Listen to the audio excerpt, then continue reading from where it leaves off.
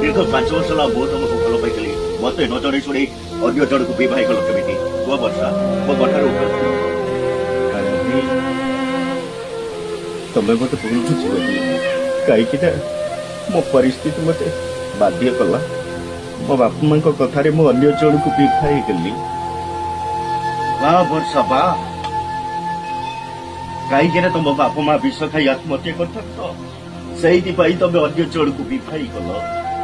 କୁହ ବର୍ଷା ମୋ କଥାରେ ଉତ୍ତର ଦିଅ। କାଳିଆ ଭାଇ ତମ ପ୍ରଶ୍ନର କିଛି ଉତ୍ତର ନାହିଁ କାହିଁକି ନା ତମେ ମତେ କ୍ଷମା କରିଦିଅ।